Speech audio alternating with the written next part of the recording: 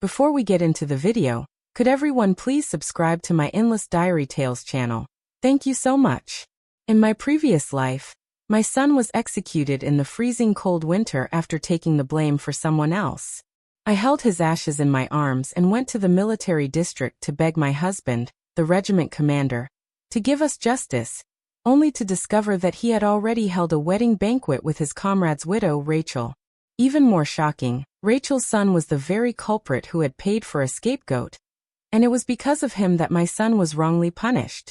That boy assumed my son's identity, got into college, and married a wife, while my child was reduced to a patch of yellow earth in the ground. I threatened my husband with death, begging him to give our son justice. But he simply frowned and scolded me for being unreasonable. He's already dead. That's a fact that can't be changed. If you keep this quiet, Rachel and I are willing to give you $100 as compensation. I can't ruin Kevin's future over someone who's already gone. In total despair, I drank poison and killed myself at my son's grave. When I opened my eyes again, I had returned to the day before my son was about to be framed. This time, I took my father's military service medal, brought my son, and knelt in front of the military district's gates, crying my heart out and begging the organization to stand up for us. The first thing I did after coming back was enroll my son Ethan in the National Seed Program, and got the political vetting certificate approved. The next day, I went directly to a journalist from the provincial newspaper, and exposed the fact that Brian Sanders, my husband, was keeping 2 women in military housing. Because this affected the reputation of military personnel, the story made the front-page headlines. That very afternoon, an enraged Brian showed up. In my previous life, I had knelt in front of the military district for 3 days and still never saw him.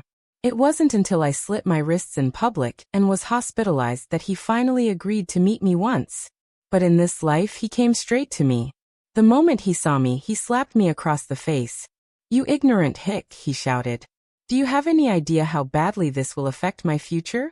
When Ethan saw me get hit, he immediately picked up a wooden stick and stood in front of me, glaring fiercely at Brian.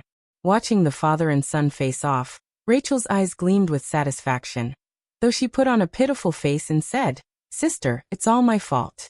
If you want to blame someone, blame me. My husband is innocent. Please forgive him, won't you?" I ignored her manipulative act and, holding my stinging cheek, questioned Brian word by word. "Yesterday, the police came to our house trying to arrest Ethan for hooliganism. Did that have anything to do with you?" My question startled both Brian and Rachel. They had been very discreet in framing Ethan for Kevin's crime. How could I have found out? But seeing the panic and guilt flash across their faces, I understood everything. "He's your own son. Even wild animals don't harm their young. How could you be this heartless?" I demanded again and again, pushing Brian to the edge and making him lose face. Annoyed, he shouted, "He's not as good a student as Kevin. So what if he takes the blame for him? What, you want me to watch Kevin die? Besides, nothing even happened to him. What more do you want?" His words broke my heart. So he knew my son would die if he took the blame. But still he made that decision so easily. It reminded me of his excuses from my past life back then. Rachel's husband had already died in action. She was a battlefield nurse and fell in love with Brian while caring for him during his recovery. At the time, she was even pregnant with his fallen comrade's child. I didn't think twice. I treated her like my own sister. I was the one who carried her to the hospital when she gave birth. During her postpartum confinement, I made her every meal. Because she was thin and weak, she couldn't produce enough milk. So Kevin was raised on my breast milk. You could say I was the one who raised him. Never did I think that my one act of kindness would ultimately cost my own son his life. After leaving the military district, I went home and even reminded Brian to take good care of Rachel and her child. But within 6 months, his letters became fewer and farther between. Eventually, the military allowance stopped altogether. I thought he was just too busy with military affairs. Even when Ethan and I were eating dry, tasteless food at home, I never asked him for money. But when I brought my son's ashes to find him, I discovered that he had already built a small villa for Rachel inside the military compound. They were living in luxury, and Kevin even had the money to take piano lessons. The moment Brian saw me, he panicked and warned, Rachel and I are now seen as the perfect couple by everyone. If you don't want to be labeled the homewrecker, you'd better leave. For the sake of clearing Ethan's name, I swallowed my sorrow and begged him to get justice for our son. To appease me, he agreed on the surface and let me stay on as a housekeeper, doing all the household chores. But while cleaning, I accidentally overheard their conversation. "Babe, are you sure this won't get exposed?" "Don't worry, I handled the scapegoat matter myself. There's no way she'll find out." I felt like I had fallen into an abyss of ice. So, it was her. She was the one who had personally arranged for my son to be sacrificed. I stormed forward, grabbed her collar, and furiously confronted her. But Brian impatiently shoved me to the ground. "Now that you know, fine. I won't hide it anymore. Take this $100 and let's call it even." It was my own foolish kindness that cost Ethan his life. And in the end, I lost all hope and chose to die. The unwillingness and despair from my past life. I could still feel it just as deeply in this one. But now, all I wanted was justice. I didn't care to entangle myself with them any further. Just as I was about to speak from the heart, I heard Ethan's panicked, angry shouting from inside the house. I rushed in and found that his file had been torn open. He was kneeling on the floor, desperately trying to tape the documents back together, but it was no use. Right next to him stood the culprit, Kevin, with his hands casually stuffed in his pockets, whistling like he didn't have a care in the world. Before I could even question Kevin about why he'd done such a disgusting thing, Brian Sanders' scolding voice came crashing down on me. "So this is where Ethan's file went. No wonder I couldn't find it in the system. Why did you enroll him in the National Seed Program? Did I ever give my permission?" I laughed coldly inside. If I hadn't secured my son's future in time, he would have already been thrown into prison as someone else's scapegoat. I walked up to Kevin and, using all my strength, slapped him across the face. "You're a high school student. Don't tell me you don't understand the consequences of tearing open a file like that. Why would you do something so cruel and harmful to someone else's future?" Seeing what I did, Rachel screamed sharply and rushed forward, checking the mark on Kevin's face with urgency. Kevin looked at me like a venomous snake, his eyes full of cold malice. "Yeah, I know what'll happen. It just means Ethan won't be able to go to college or join that program anymore." "So what?" Watching him show not an ounce of remorse, I slapped him again. "If your parents can't teach you how to be a decent human being, then I will." At that, Brian grabbed Ethan's arm and dislocated it, then threw him violently to the floor. The living room still had a burning charcoal brazier for warmth, and Ethan landed right on top of the hot coals. His back immediately blistered and scorched. "Jenny, don't mistake my kindness for weakness," Brian snarled. "Everything in this house belongs to me, including that boy's life. If I want to take it back, I don't need your permission. If you had been smarter, I would have let you stay as the main wife. But clearly, you can't get along with Rachel and Kevin. Since that's the case, stay in the countryside and reflect on yourself. When you figure it out, maybe then I'll give you a proper title." Hearing his twisted words, I felt nothing but numbness. Right now, I only wanted to get Ethan to the hospital as fast as possible. As soon as we arrived, the doctor took one look at Ethan's back and immediately rushed him into surgery. When it was over, the doctor came out with a scolding look. If the burns had been any worse, we would have had to graft new skin. His words filled me with silent fury, but Ethan still tried to smile through the pain. "Mom, don't cry. It doesn't really hurt. I'm the one who made you fight with Dad. It's all my fault. I won't argue anymore. I'm willing to go apologize to Kevin if it'll make Dad stop being so cold to you." His words filled my chest with a wave of sorrow. He always worried that he was ruining my life, that I'd lose a better future because of him. But he still didn't know the truth. That in our last life, he was killed by his own biological father. I remembered how, before he was taken to prison, he gripped my hand so tightly and asked, "Mom, why hasn't he come to see me even once? Don't worry about me anymore. Live your life well. I'll repay you in my next life." As I listened to him try so hard to comfort me, I wrapped my arms around his frail little body and broke down crying. But in my heart, I made a silent vow. "Ethan, don't be afraid. Mom will make sure you get the justice you deserve." That night, when we returned home, We found ourselves locked out. The cold wind pierced through my cotton coat, and no matter how hard I banged on the door, there was no response from inside. Ethan had already developed a high fever, his whole body burning hot to the touch. I knelt at the door and banged my forehead on the frame, begging, "Please let us in. Ethan's sick. He can't handle the cold." Suddenly, the lights inside flicked on. Just as I let hope rise in my chest, I heard a woman's breathy moans. "Babe, stop. Someone's outside." "So what?" Brian's voice followed. "Let them hear. It'll teach them a lesson. Come here. Give me a kiss." Listening to the obscene sounds of their lovemaking behind the door, I felt my whole body go cold. My despair only deepened. All I could do was take off my cotton coat and wrap it tightly around Ethan, who was shivering uncontrollably. Snow began to fall from the sky, but the door never opened. Inside, the sounds of panting and moaning from their lovemaking came in waves, one after another. While outside, we could only grit our teeth and endure it. We had no money left to stay at a hospital, or even rent a room at a guest house. And in the village, no one dared take us in. Everyone feared Brian Sanders and his influence. By midday the next day, just when I thought my body had frozen stiff, the door slowly creaked open. Rachel stood there, her face flushed with satisfaction. She looked surprised and called out in a fake sweet voice, "Oh, when did you get here, Jenny? Why didn't you knock? My husband kept me up all night." I didn't hear a thing. I ignored her mockery.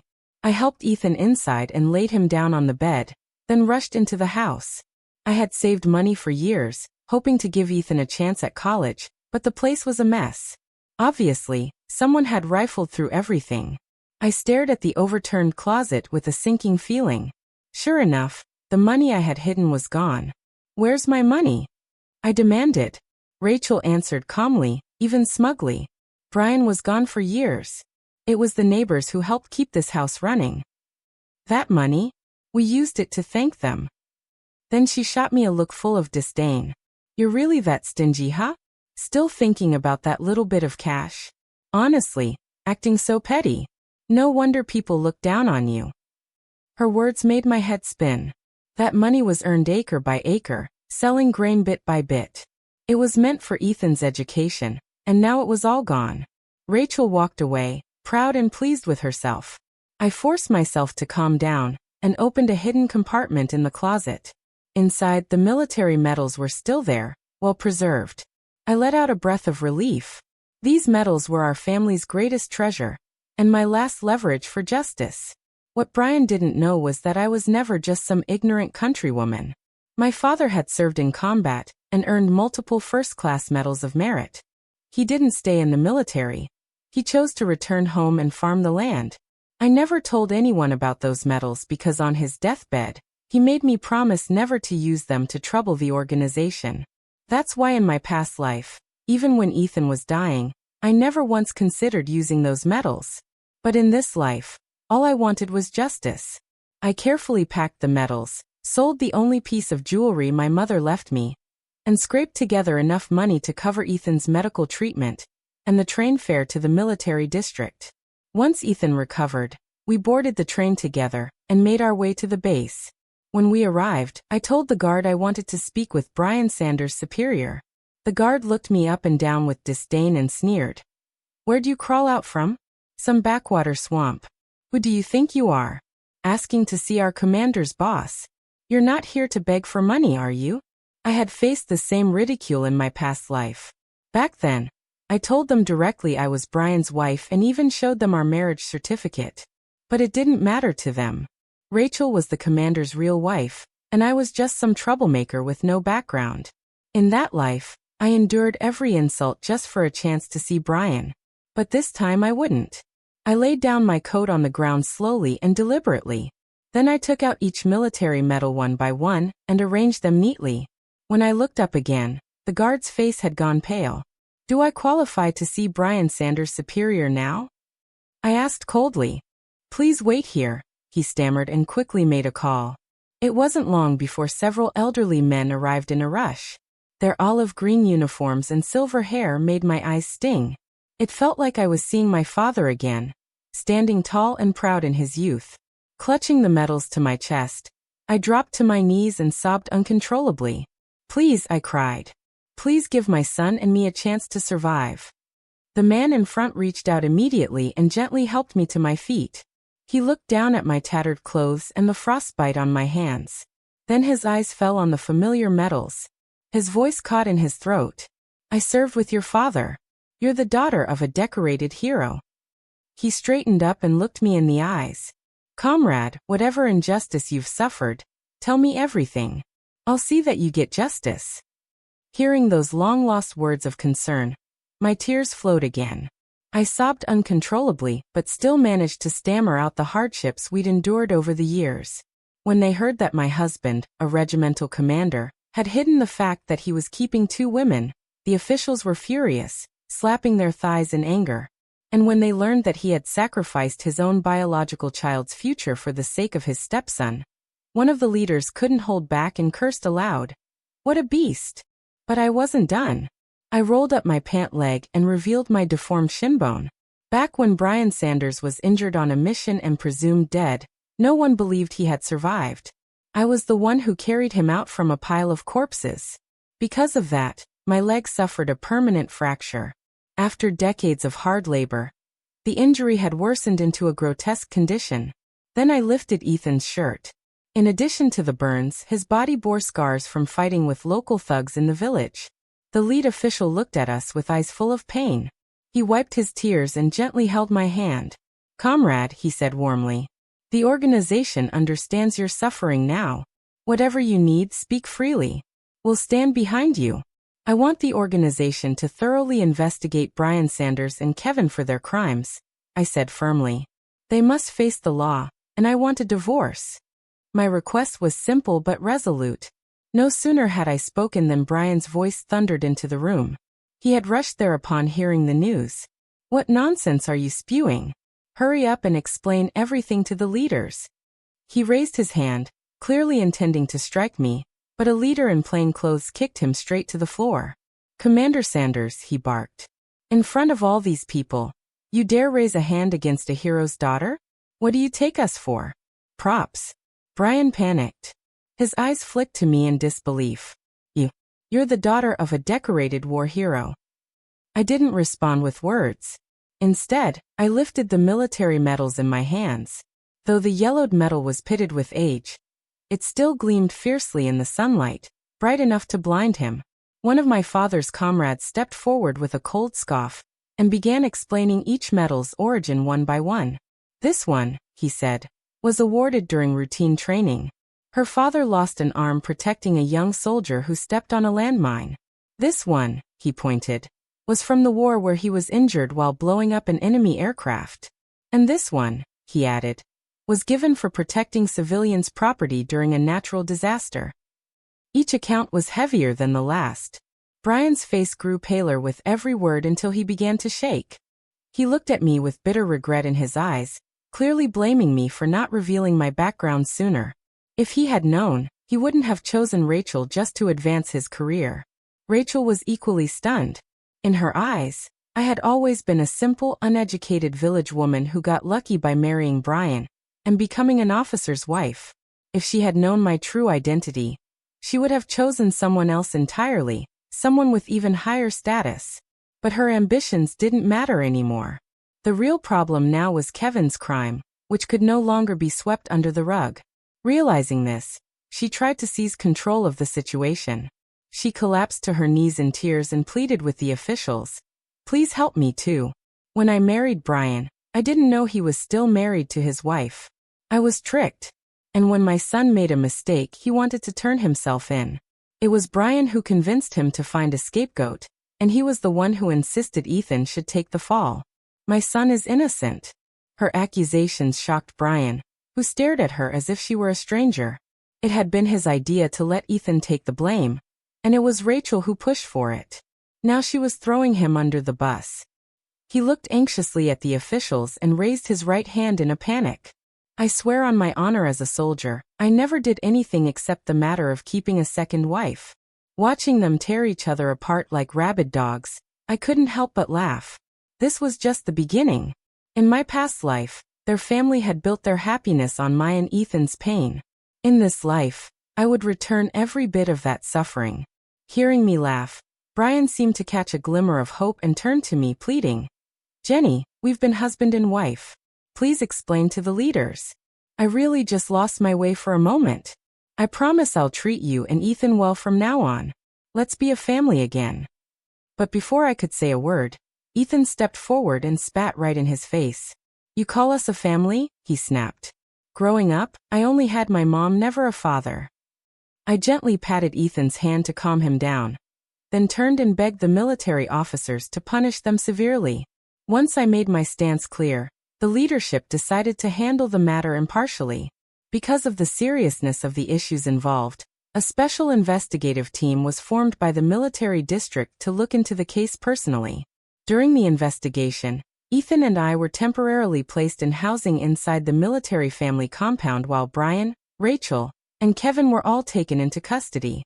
That same afternoon, I received my divorce certificate. From that point on, I had nothing to do with Brian Sanders ever again. Additionally, the issue with Ethan's student file was quickly resolved. Now that his life was no longer at risk, he didn't have to join the National Seed program. He could take the regular college entrance exam instead. But even so, Ethan still chose to go to the Seed program. When I asked him why he was so determined, he looked at me with eyes brighter than I had ever seen. "Mom," he said, "I've spent my whole life trapped in a village. I want to see more of this great country. And if I go through the Seed program and then take the college exam, I'll have more career choices later on. I want to make you proud. I want to become your strength." Looking at the seriousness on his young face, my heart ached. I had held him back. I gently touched his still thin but upright back and nodded in agreement. After sending him off on the train to Xinjiang, I contacted the publicity department of the military district. I told them our story and it quickly spread throughout the base. Our story, mine, Ethan's, and even Brian's, became widely known. Because I was once a military wife, the daughter of a decorated war hero and a victim, people were genuinely interested in my experience. I was recruited by the publicity department and began working as an editor. I wrote articles about everything I had endured, and they were published across the military's media network. Soon the whole district was talking about our story. When I went to the market to buy vegetables, I could hear women loudly scolding their sons and daughters, using Brian and Rachel as examples. "Did you read about that scumbag couple in the papers? I'm telling you, you better grow up honest and decent. If I ever find out you've done something shameful, I won't wait for the authorities. I'll take care of it myself." Even the military district school read the article and began investigating Kevin's behavior. What they uncovered infuriated the school administrators. Kevin had been using his father's rank as regimental commander to bully students, extorting money from classmates whose families were less powerful, and beating those who didn't pay up. Any girl who was even slightly attractive would get harassed. Among his victims was the child of a fallen soldier who had been both blackmailed and physically assaulted. That soldier's mother, who had remained silent out of fear for Brian's influence, finally decided to act. After reading my article, she steeled herself and brought her child along with her late husband's first-class medal straight to the gates of the military base, where she knelt in protest. Her act sparked widespread outrage. People were furious that the children of martyrs were being bullied in a military school. Public pressure mounted quickly, with many demanding justice from both the school and the military district. While the public outcry intensified, the investigation into Brian's family was finally completed. Kevin was convicted of crimes including hooliganism, blackmail, and paying someone to take the fall for his actions. Because he was a minor, he was sentenced to a juvenile detention center. Rachel was convicted of sabotaging a military marriage and aiding her son in framing another. She received a 5-year prison sentence. What shocked me most, though, was what happened to Brian. I don't know what promises he made to Rachel while they were in custody, but somehow she took the blame for everything. The only charge that stuck to Brian was marrying a second wife while still legally married to me. As a result, he was demoted from regimental commander to platoon leader, but allowed to remain in the military. However, the military ordered him to repay me the full amount of allowances he had withheld over the years. The property he had been assigned, including their house, was transferred into my name. He was also made to pay restitution to all the students Kevin had bullied. I wasn't completely satisfied, but I knew this was the best possible outcome. A man like Brian, who had climbed from a farm boy to a regimental commander, must have methods and connections I couldn't begin to imagine. I wrote a letter to Ethan to update him on the verdicts and also shared some recent news.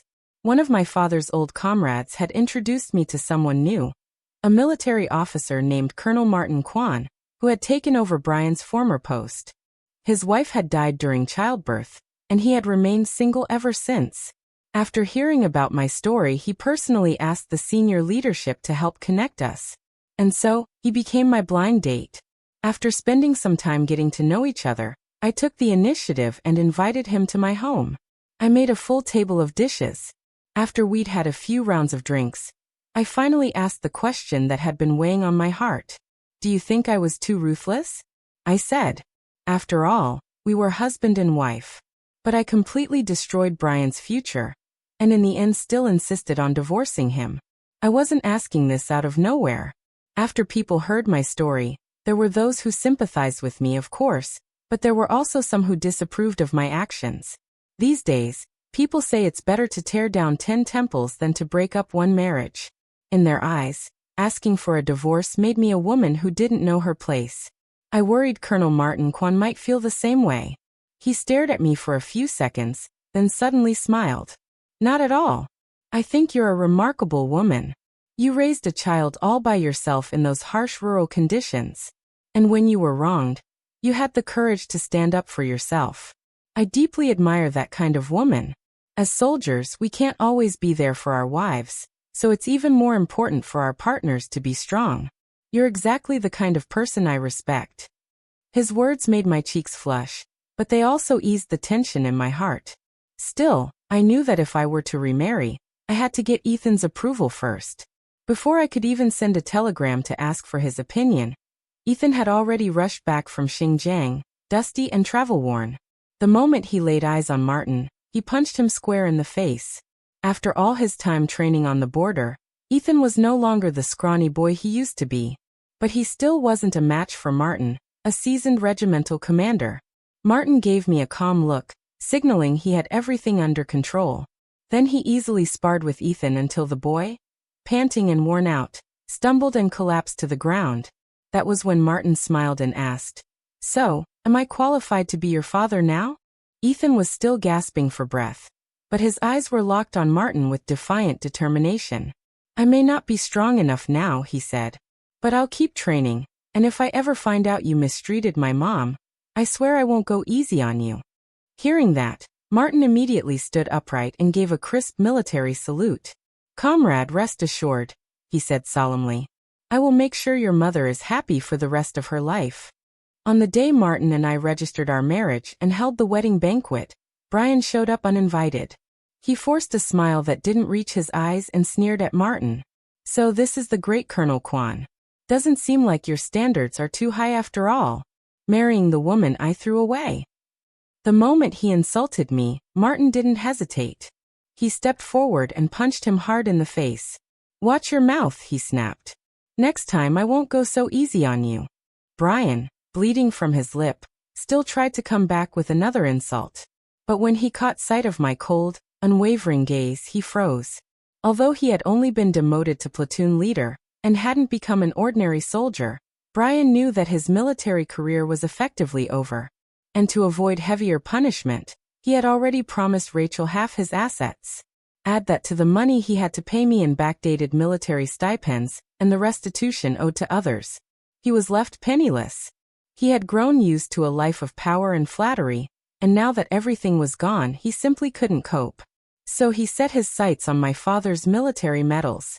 "Jenny," he said, trying to sound wounded, "I treated you well when we first got married, didn't I? Why didn't you ever tell me your father was a decorated war hero? If you just told me from the start, none of this would have happened. This is all your fault." Looking at his pathetic, angry face, I let out a small laugh. "And how do you think you got into the army in the first place? You think it was because of your own abilities?" My words brought a stunned silence to the entire room. Brian's eyes went wide. He remembered now how the first time he applied for military service, He was rejected for not meeting the education standards. But on his second attempt, he was accepted and even assigned to a good unit. Was it possible that Mr. Tsiong, the quiet old farmer missing an arm and a leg who never even learned to read, was actually the one who helped him get in? Still not convinced, Brian stared at me, confused and unwilling to believe. So I calmly explained. After you were rejected the first time, my father saw how hard you worked to improve yourself. You didn't give up. You studied, exercised, and pushed yourself harder, and your physical condition was strong to begin with. It was my father who wrote a recommendation letter for you. In that letter, he called you the son he never had. But how did you treat his daughter? How did you treat his grandson? Look into your heart and ask yourself, do you really deserve that recommendation letter? My words left Brian completely speechless. He stumbled back a few steps, stunned, and muttered under his breath. If he helped me once, why didn't he help me all the way? If he had kept supporting me, I would have gone even further. As he spoke, he started convincing himself of it, his eyes turning red with anger. Then he yelled at me. Your father was so good to me. Why did you betray me? Go talk to the higher-ups right now. Tell them to reinstate my position. Do it. He reached out to grab my arm, but Martin immediately stepped in and knocked him aside. Everyone present looked at Brian with nothing but contempt. I shook my head as I watched him, so pitiful and disgraced. When greed festers in a man's heart, and he can't control it, even the greatest favor turns into hatred. In the end, Brian Sanders was nothing more than an ungrateful wolf. My life after marriage was peaceful and fulfilling. Martin wasn't a man of many words, but his kindness showed in everything he did. After training, he'd bring me a roasted chicken from the mesh hole. On work trips, he'd return with a bouquet of roses.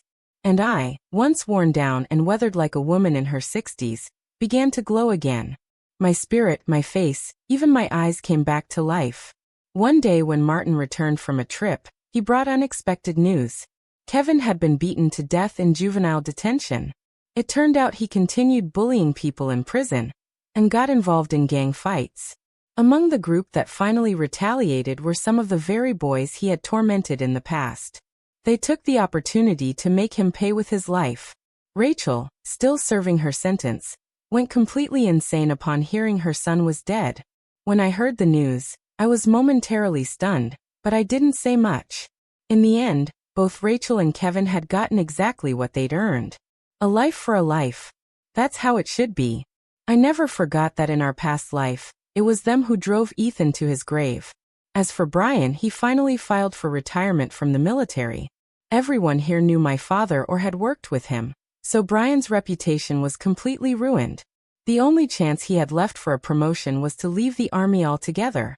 I heard he applied for a position in a remote town in hopes of securing some civil appointment. But none of that had anything to do with me anymore. All I cared about now was my small, happy home. Just a few days ago, I received a telegram from Ethan sent from the border region. He had met a like-minded female comrade, a doctor working with Doctors Without Borders. They met while volunteering together in Xinjiang, and were now planning to get married. Knowing that he's living a complete and fulfilling life in this lifetime, the bitterness in my heart finally began to fade. In my past life, I was a timid, helpless mother. And because of that, I lost my son forever. But in this life, I finally gave both myself and my son the justice we deserved.